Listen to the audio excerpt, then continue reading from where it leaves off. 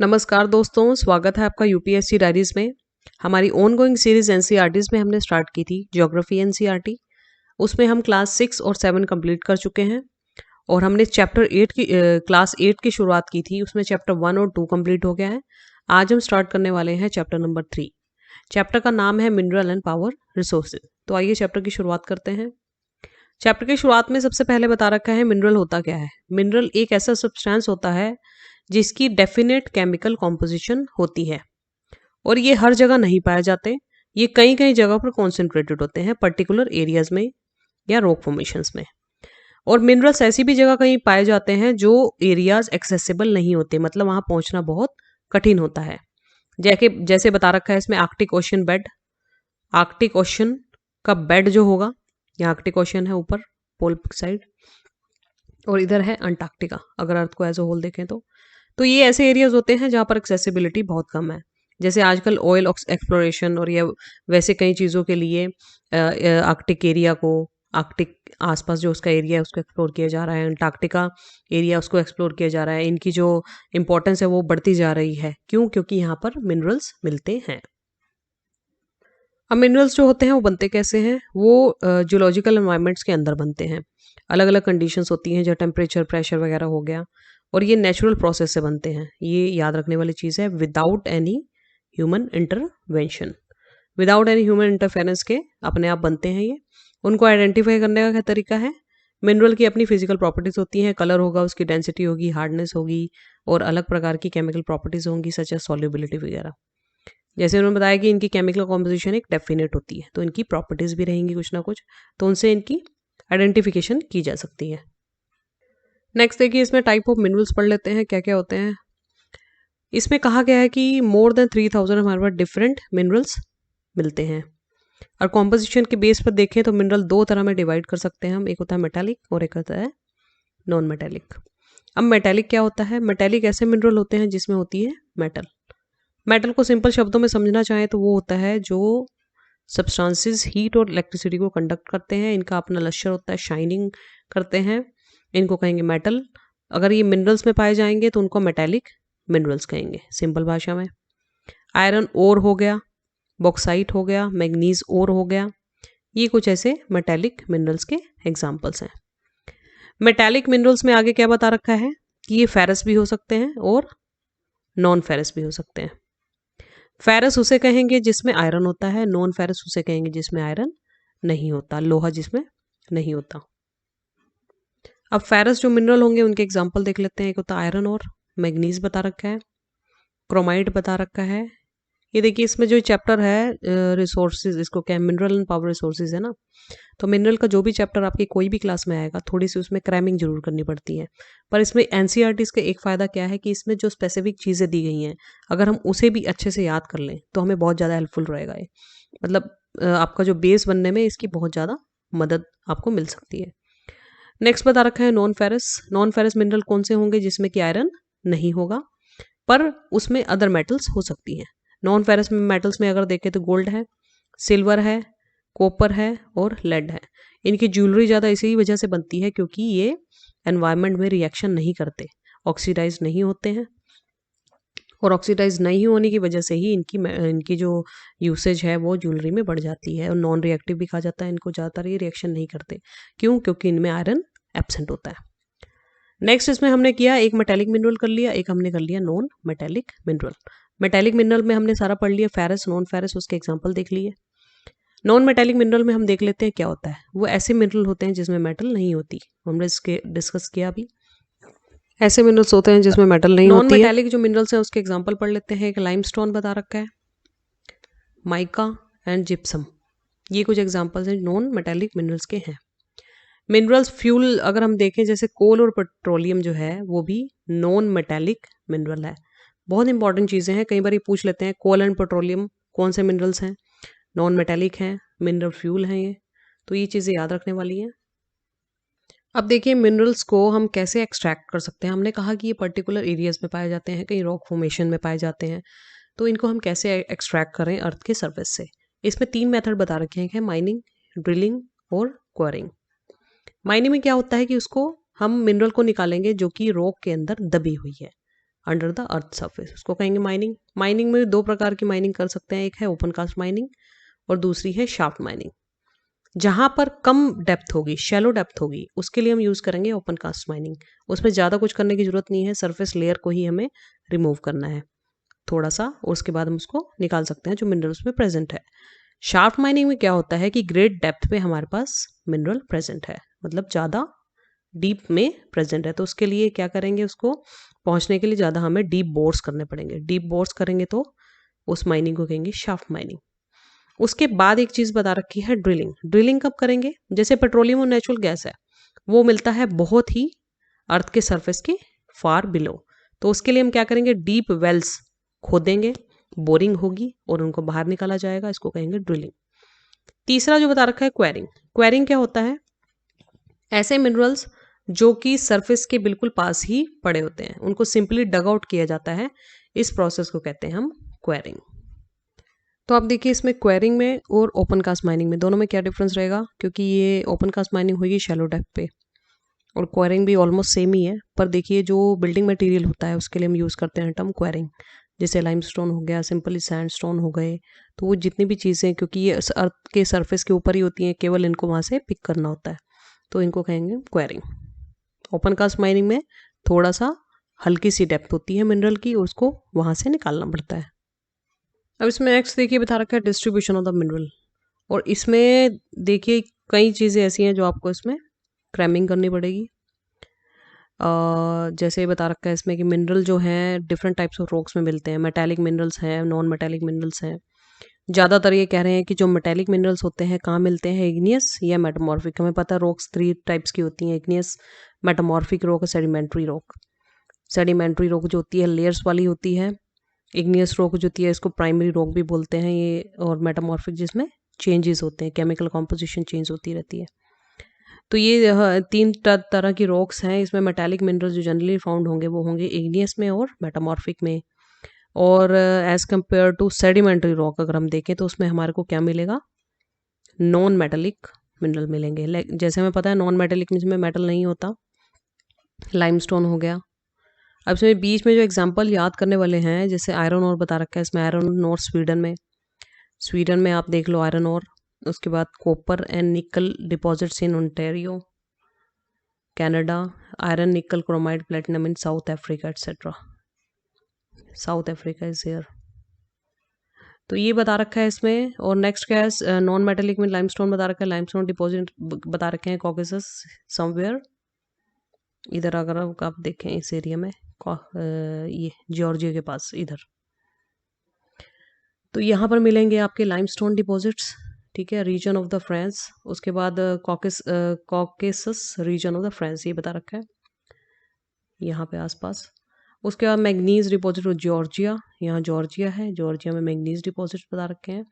Ukraine and Ukraine में भी phosphate beds वो बता रखे हैं अल्जीरिया में।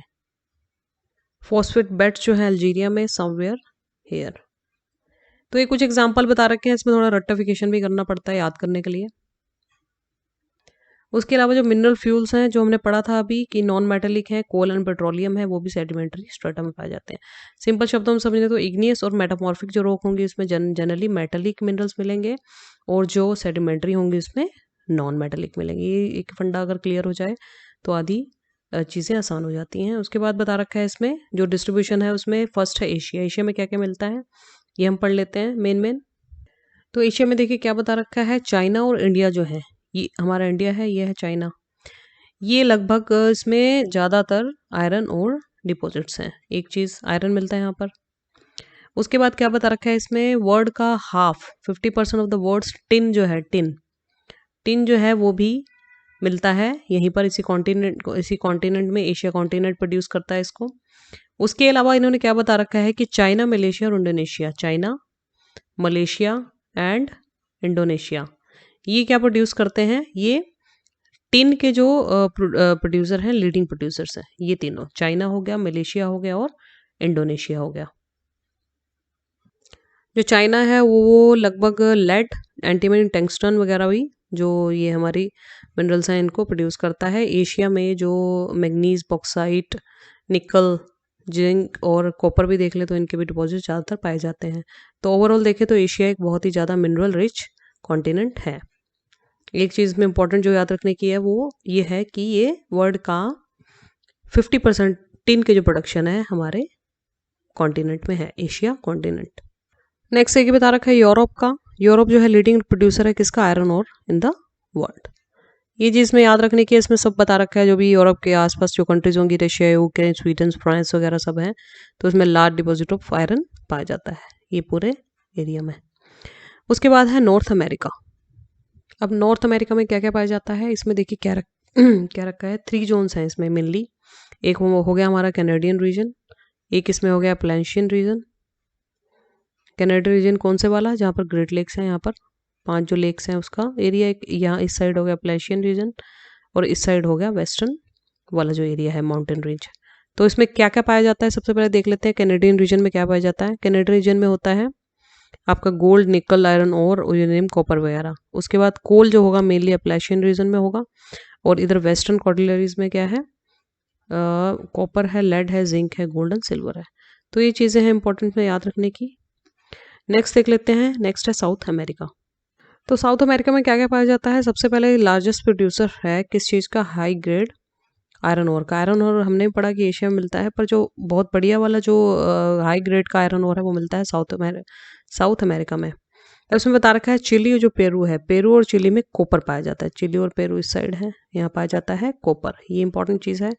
उसके बाद ब्राज़ील और बोलीविया में क्या पाया जाता है, टिन। टिन अभी हमने पढ़ा था चाइना, मलेशिया, इंडोनेशिया टिन के लार्जेस्ट प्रोड्यूसर है। उसी प्रकार से ब्राज़ील और बोलीविया ही है आसपास, वहाँ क्या पाया जाता है, टिन। साउथ अमेरिका में और भी कई डिपॉजिट्स हैं जो कि जनरली हैं हर जगह, गोल्ड, सिल्वर, जिंक वगैरह। और मिनरल ऑयल भी यहाँ पर मिलता है। वेनेजुएला हमने बड़ा फेमस पढ़ा था, वेनेजुएला की जो मार्केट क्रैश हो गई थी, ऑयल प्राइसेस डाउन थे, तो वेनेजुएला में पाया जाता है आपका mineral oil. Argentina, Chile, Peru और कोलंबिया। तो ये चीज़ें हैं, ये इंपॉर्टेंट प्लेसेस हैं साउथ अमेरिका के। नेक्स्ट पढ़ लेते हैं अफ्रीका। अफ्रीका जो है हमें पता है कि बहुत ज़्यादा मिनरल रिसोर्सेज यहाँ रिच हैं, इसी वजह से ही ये कॉलोनाइज्ड भी हुआ था। और इसमें अगर देखें तो लार्जेस्ट प्रोड्यूसर किसका है, डायमंड का है, गोल्ड का है, प्लेटिनम का है।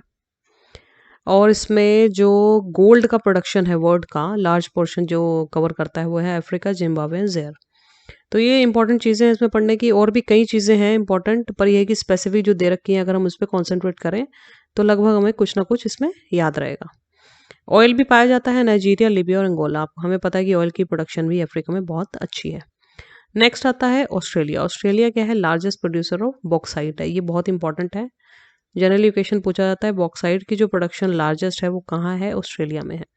उसके बाद लीडिंग प्रोड्यूसर भी है ये, और भी कई चीज़ें यहाँ निकलती हैं, जैसे गोल्ड है, डायमंड, आयरन और टिन एंड निकल है, कॉपर है यहाँ, लेड, जिंक वगैरह सब कुछ इसमें पाया जाता है। 2 इंपॉर्टेंट चीज़ में क्या है, 2 एरियाज हैं, कालगुरली एंड कूलगार्डी। ये 2 इंपॉर्टेंट चीज़ें हैं जो एरियाज हैं जो कि वेस्टर्न ऑस्ट्रेलिया में पाए जाते हैं। वेस्टर्न ऑस्ट्रेलिया में पाए जाते हैं लार्जेस्ट डिपॉजिट ऑफ गोल्ड। यहाँ पर कहीं हम देखें तो एक है कालगुरली, एक है कूलगार्डी। 2 इंपॉर्टेंट चीज़ें, कई बार क्वेश्चन पूछ लिया जाता है। नेक्स्ट है अंटार्कटिका। अंटार्कटिका की में पढ़ लें क्या क्या इंपॉर्टेंट है। अब जैसे हमने पढ़ा था कि अंटार्कटिका एक ऐसी प्लेस है जो इजीली एक्सेसिबल नहीं है, मिनरल्स वहाँ भी पाए जाते हैं। और ऐसा भी माना जाता है कि अंटार्कटिका में बहुत सारे ऐसे मिनरल्स हैं जो अभी तक खोज नहीं पाए हम। उसमें मेन इसमें बता रखा है कोल जो कि ट्रांस अंटार्कटिक माउंटेन्स के नज़दीक पाया जाएगा। आयरन जो है पाया जाता है प्रिंस चार्ल्स माउंटेन है ईस्ट अंटार्कटिका में। तो छोटी छोटी चीज़ें याद करने की। तो ये सारे हमने एरियाज याद करें। एरियाज में क्या क्या, ये हमने सबसे पहले एशिया ले लिया, एशिया के बाद यूरोप, नॉर्थ अमेरिका अच्छे से पढ़ा, साउथ अमेरिका पढ़ा, अफ्रीका पढ़ा, ऑस्ट्रेलिया पढ़ा, अंटार्कटिका पढ़ा। इसमें जो मेन चीज़ें बताई, अंडरलाइन की हैं, वो अगर हम याद कर लें तो हमारा 50% जो वर्क है कंप्लीट यहीं पर हो जाता है। और ज़्यादा इसमें जैसे ये बता रखे हैं जनरल जो टर्म्स है, जैसे यहाँ पर जिंक, क्रोमियम में अगर स्पेसिफिक एरिया नहीं बता रखा तो उसको याद करने की जरूरत नहीं है। जहाँ पर स्पेसिफिक एरिया बता रखा है, जैसे चिली एंड पेरू बता दिया, ब्राज़ील एंड बोलीविया बता दिया, तो इसको हमें याद करने की ज़रूरत है। नेक्स्ट पढ़ते हैं हम यूजेस ऑफ द मिनरल्स। अब जनरल यूजेस तो हमें पता ही है कहाँ का मिनरल यूज़ होते हैं। जैसे जनरली इसमें बता रखा है जेम्स हो गए, जेम्स में मिनरल्स यूज़ होंगे जो कि हार्ड होंगे। ज्वेलरी में यूज़ होते हैं मिनरल्स, और जैसे मेटालिक मिनरल हो गए, कॉपर हो गया वो यूज़ होता है इसमें, कॉइन्स और पाइप्स वगैरह कॉइन से लेके पाइप तक जितनी चीज़ें बनती हैं उसमें यूज़ होता है। सिलिकॉन हो गया, वो यूज़ होता है कंप्यूटर इंडस्ट्री में, हमें मालूम है। एल्युमिनियम यूज़ होता है कई चीज़ों में, एनिमल के यूटेंसिल्स हो गए या फिर ऑटोमोबाइल्स हो गए, एयरप्लेन्स में कई चीज़ें ऐसी हैं जिसमें इन मिनरल्स का उपयोग होता है। नेक्स्ट चीज आती है कंजर्वेशन। कंजर्वेशन ऑफ मिनरल कैसे कर सकते हैं? हमें पता है कि नॉन रिन्यूएबल रिसोर्स है, कभी रिन्यू नहीं हो सकता, क्योंकि एक बार ये बन गया हजारों लाखों सालों की जो प्रोसेस होता है, क्योंकि नेचुरल प्रोसेस है, वो टाइम लगाता है मिनरल्स बनाने में, तो ये दोबारा से तो नहीं बन सकते हैं, उसमें टाइम लगेगा।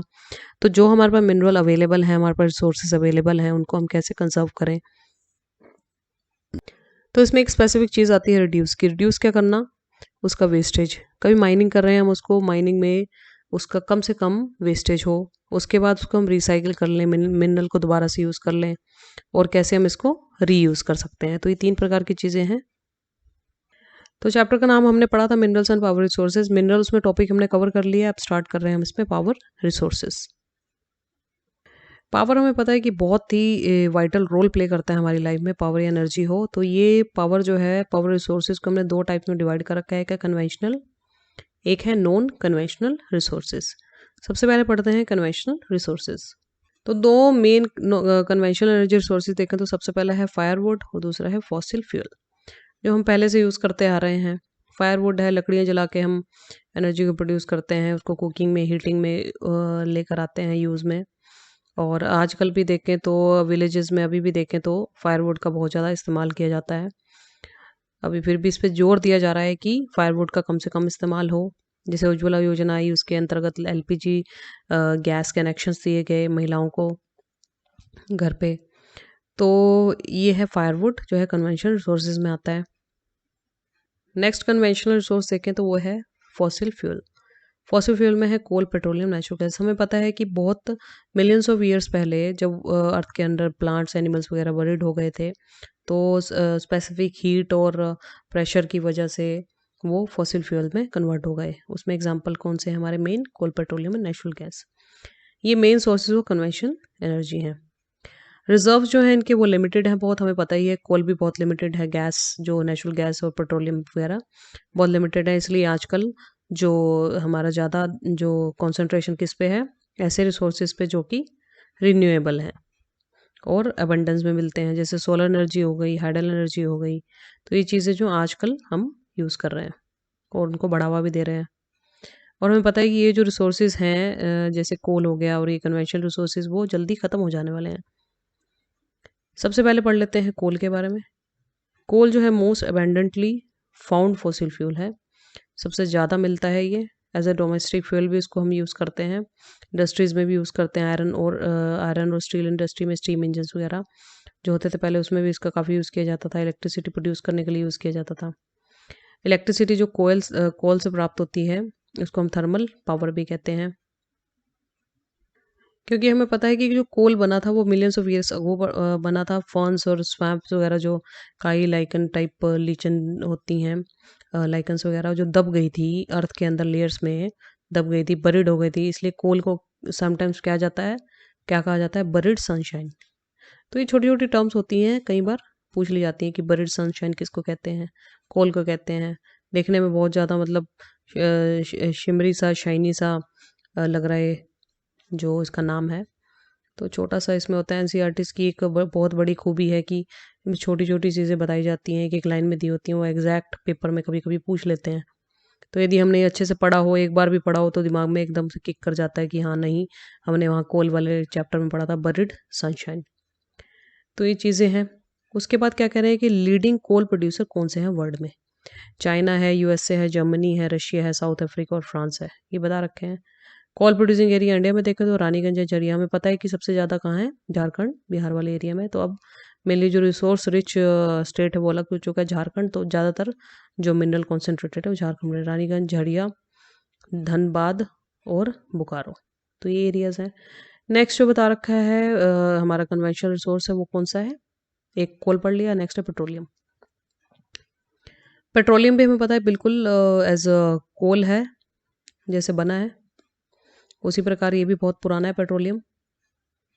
इसमें एक डिफरेंस क्या है? पेट्रोलियम जो पाया जाएगा वो पाया जाएगा ऑफशोर। ऑफशोर मतलब समुद्र के किनारों के बाहर, कोस्टल एरियाज में पाया जाएगा। जो कोल है वो पाया जाएगा ऑन अर्थ, अर्थ पे मेन लैंड में, हिंटरलैंड में पाया जाएगा। ये दोनों में डिफरेंस है मेन। पेट्रोलियम कहाँ पाया जाएगा? ऑफशोर एरियाज में, कोस्टल एरियाज में, जबकि कोल पाया जाएगा ऑन लैंड। इसको ब्लैक गोल्ड भी कहा जाता है। क्यों? क्योंकि ये बहुत ही वैल्यूएबल है। इसके जो पेट्रोलियम या इसके डेरिवेटिव्स दोनों को ही ब्लैक गोल्ड कहा जाता है। बहुत ज़्यादा ये वैल्यूएबल है, कीमती हैं। मेन जो इसके प्रोड्यूसर हैं हमें पता ही, मिडिल ईस्ट वाली हैं कंट्रीज जैसे ईरान, इराक, सऊदी अरेबिया हो गया, कतर हो गया। तो ये इसके चीफ पेट्रोलियम प्रोड्यूसिंग कंट्रीज हैं। अदर मेजर प्रोड्यूसर जो देख लें, यूएस से भी है, रशिया, वेनेजुएला, जो हमने पढ़ा था, अल्जीरिया हो गया। इंडिया में देखो तो डिगबोई हो गया आसाम में, उसके बाद बॉम्बे हो गया, बॉम्बे हाई हो गया मुंबई में। कृष्णा और गोदावरी रिवर्स के जो डेल्टाज हो गए वो भी, वहाँ पर भी प्रोडक्शन की जाती है पेट्रोलियम की। नेक्स्ट आता है नेचुरल गैस। नेचुरल गैस कहाँ पाया जाएगा? जहाँ पेट्रोलियम डिपॉजिट्स पाए जाएंगे उसके साथ ही नेचुरल गैस पाया जाता है, और ये रिलीज किया जाता है, क्रूड ऑयल को बाहर सरफेस पे निकाला जाता है।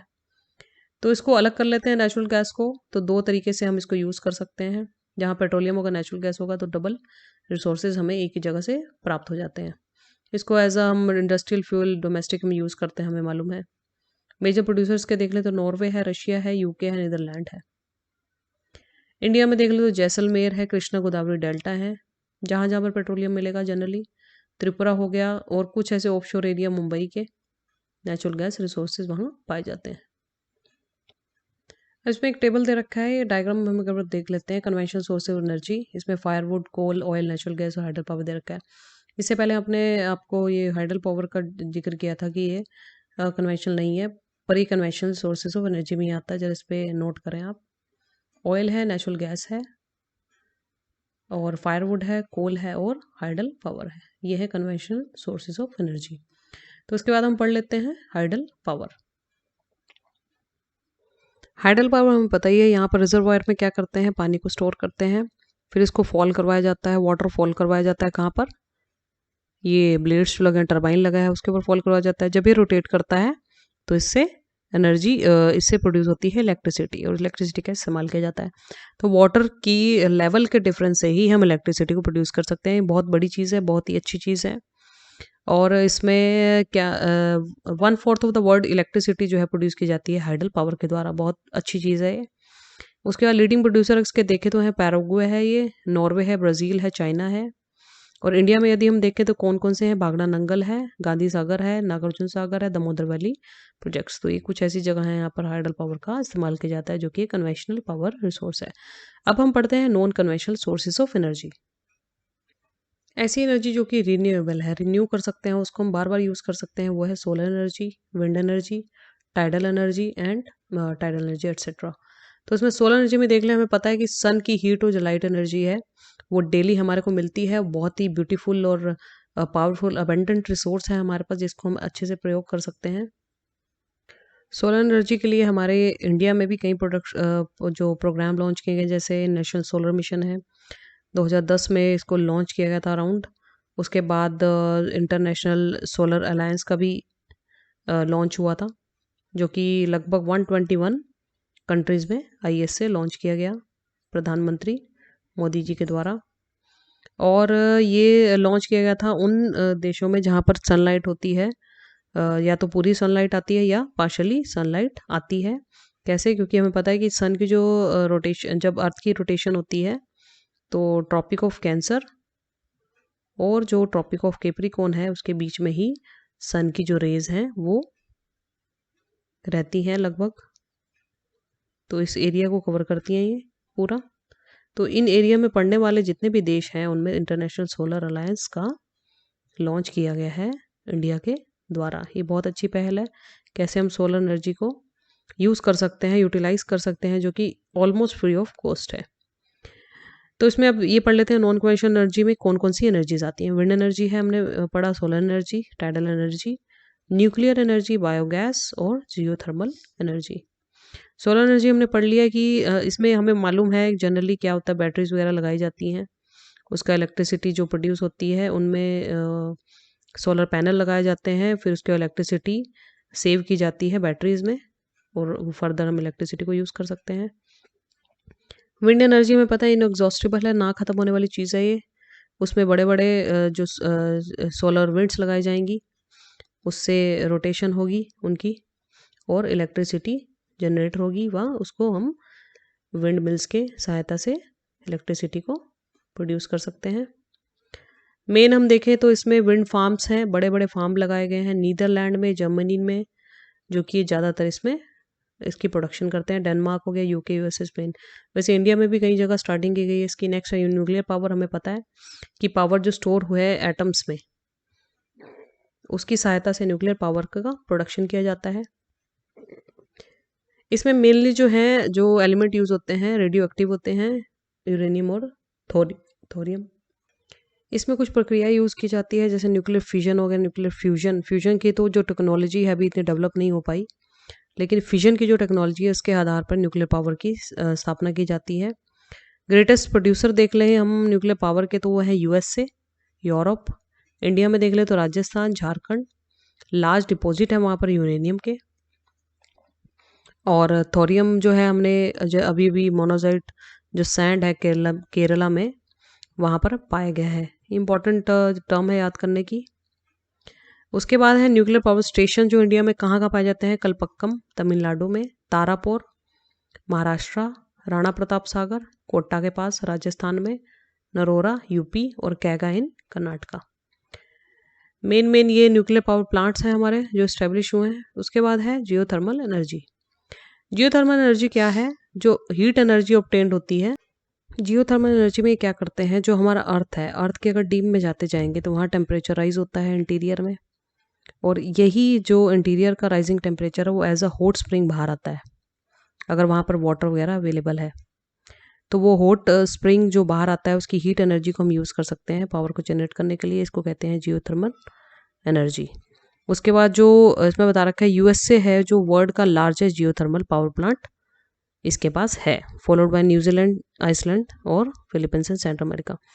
इंडिया में देखें तो मणिकरण में, हिमाचल प्रदेश में, पूगा वैली लद्दाख में, ये 2 इंपॉर्टेंट जगह हैं जहाँ पर जियोथर्मल एनर्जी का प्रोडक्शन किया जाता है।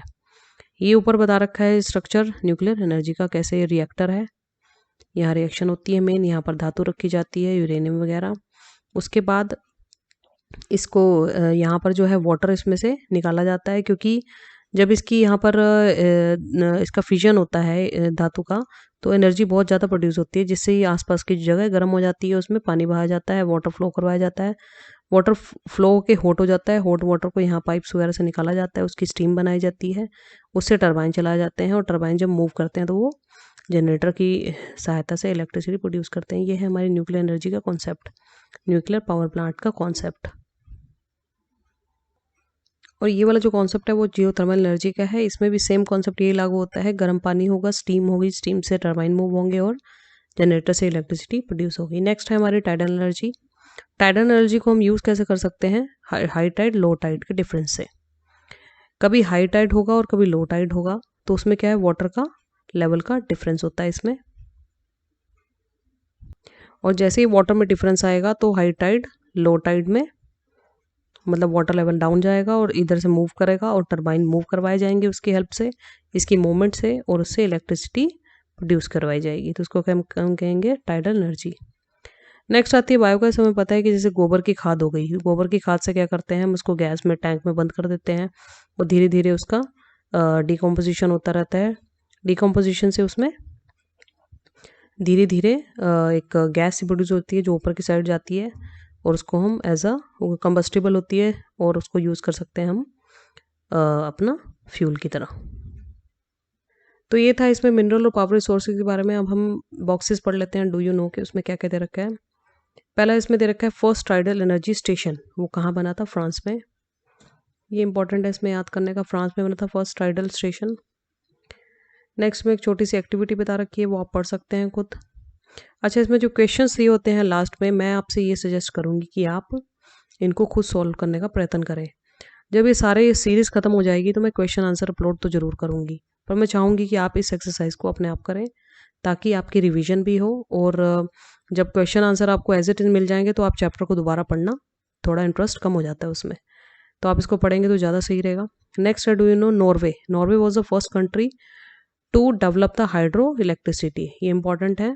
फर्स्ट कंट्री जिसने हाइड्रो इलेक्ट्रिसिटी प्रोड्यूस करी उसको कहें, वो कौन सी थी? नॉर्वे। और फर्स्ट टाइडल स्टेशन जहाँ पर लगा था वो कौन था? फ्रांस।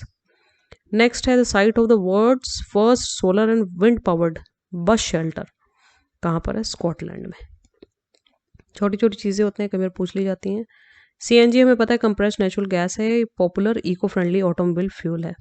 पोल्यूशन इसमें लेस होता है, ख़त्म नहीं होता, लेस होता है, ये ध्यान रखने की चीज़ है, दैन पेट्रोलियम एंड डीजल, इसलिए इसको प्रेफर किया जाता है किससे?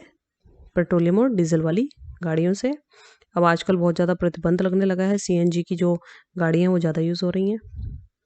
वर्ड पेट्रोलियम जो है ये शब्द कहाँ से डिराइव हुआ है? लैटिन वर्ड से पेट्रा। पेट्रा का मतलब होता है रॉक, ओलियम का मतलब होता है ऑयल, तो पेट्रोलियम का मतलब पूरा क्या होगा? Rock oil. नेक्स्ट इसमें देख लेते हैं कौन सा कॉलम है हमारे पास, ये हमने कर लिया। A green diamond is a rarest diamond, एक चीज। ओल्डेस्ट रॉक जो वर्ल्ड में है वो है वेस्टर्न ऑस्ट्रेलिया में, वो कितने मिलियन ईयर पुरानी है? 4300 मिलियन ईयर पहले की है, और 300 million years after the earth was form, मतलब कि हमारा अर्थ 4600 मिलियन ईयर पहले बना, तो जो ये रॉक्स मिली हमें वो मिली 4300 मिलियन ईयर्स पहले की, तो बहुत ही पुरानी रॉक्स हैं। वो कहाँ मिलती हैं? वेस्टर्न ऑस्ट्रेलिया में, ये चीज़ याद रखने की है। उसके बाद स्विट्ज़रलैंड है, उसके पास कोई भी नॉन मिनरल डिपॉजिट नहीं है, कोई भी नॉन मिनरल डिपॉजिट इसके पास नहीं है, ये याद रखने की चीज़ है। उसके बाद क्या क्या रखा है इसमें? डू यू नो में you can always tell if a rock contain copper, क्यों? क्योंकि जो भी ऐसी रॉक होगी वो ब्लू इन कलर होगी। इसके बाद देख लेते हैं, एक डेफिनेशन बता रखी है रॉक की। रॉक क्या होती है? चट्टान क्या होती है? एग्रीगेट होती है वन और मोर मिनरल्स में, एक से ज़्यादा मिनरल भी हो सकते हैं, but without any definite composition of constituent, मतलब कि मिनरल तो होगा उसमें पर ऐसा नहीं होगा कि इतनी ही डेफिनेट केमिकल कॉम्पोजिशन हो, कितने भी केमिकल कॉम्पोजिशन के उसमें रॉक्स हो सकते हैं, पर जो मिनरल अपने आप में मिनरल होगा वो उसकी जो कॉम्पोजिशन होगी वो क्या होगी? डेफिनेट होगी। और इसके बाद क्या बता रखा है? Rocks from which minerals are mined, उनको ओर्स कहते हैं।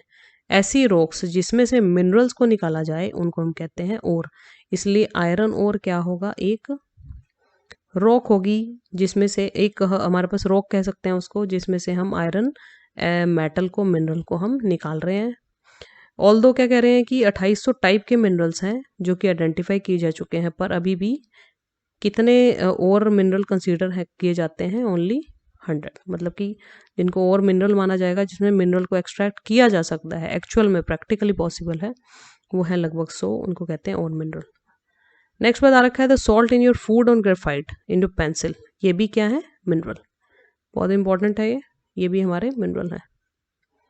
तो ये था सारा डू यू नो का कॉन्सेप्ट, और इसमें हमने चैप्टर पूरा पढ़ लिया, मिनरल्स पावर रिसोर्सेज। इसमें यदि आपको कोई भी डाउट है, प्रॉब्लम है, या कोई ऐसी चीज़ है जो आपको समझ में नहीं आ पाई है, तो आप मेरे को कमेंट बॉक्स में बता सकते हैं।